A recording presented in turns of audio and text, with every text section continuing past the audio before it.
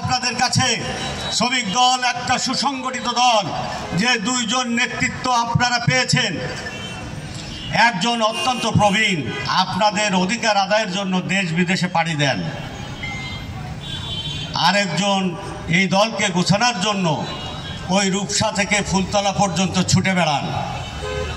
দুজনের সমন্বয় অত্যন্ত চমৎকার এবং আমরা আশা করব এই সমন্বয় শেষ পর্যন্ত টিকে থাকলেই শ্রমিক দল, আমি মনে করি যুব দলের পরেই একটা বড় সংগঠন হিসেবে নিজেদেরকে আত্মপ্রকাশ করতে পারবে।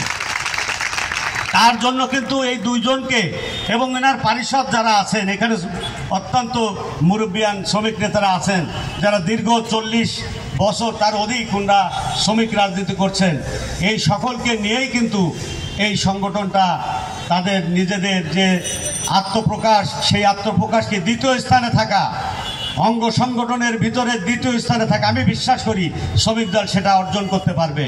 আর সেই কারণেই এই কমিটিকে আপনাদের সহযোগিতা করতে হবে। আপনারা যদি সহযোগিতা করেন তাহলে আগামীর পথ চলা মসৃণ হবে।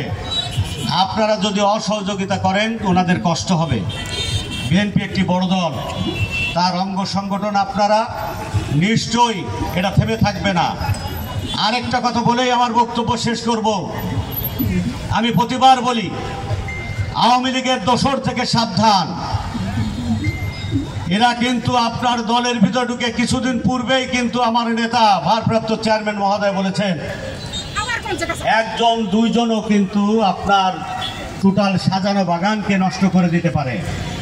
সেই ক্ষেত্রে কমিটি করার লক্ষ্যে আপনারা সুন্দরভাবে সুচারুরূপে বিচার বিশ্লেষণ করে, যারা গত নির্বাচনের আগে থেকেই আন্দোলন সংগ্রামে ছিল, এই সকল নেতৃবৃন্দ, সে হোক যত নিচেরই হোক, আমার নেতা বলেছেন বিএনপিতে মূল দলে ওই রিক্সা চালক, সে যদি আন্দোলন সংগ্রামে থেকে থাকে তাকে অবশ্যই তাকে স্থান দাও। আর আপনারা তো শ্রমজীবী মানুষ, আপনারা তো স্থান পাবে, কিন্তু ডাইনে বাই সামনে পিছনে আপনাদের খেয়াল রাখতে হবে কোনো ফাঁক ফোকর দিয়ে যেন ওই আওয়ামী লীগের প্রেতাত্মারা আপনাদের এই কমিটিতে ঢুকতে না পারে। তাহলেই কিন্তু আপনাদের সফলতা আসবে। আর যদি এরা ঢুকে পড়ে, আপনি কিন্তু নেতৃত্ব দিতে পারবেন না। আপনি কিন্তু ওই নেতাই থেকে যাবেন, আপনাকে ডিঙ্গিয়ে টপকিয়ে এমন অবস্থা করে ফেলবে যেটা আমরা বিগত দিনে দেখেছি। এইটা থেকে কিন্তু আমাদের পরিত্রাণ পেতে গেলে অবশ্যই সজাগ দৃষ্টি রাখতে হবে। সকলকে ধন্যবাদ জানাই।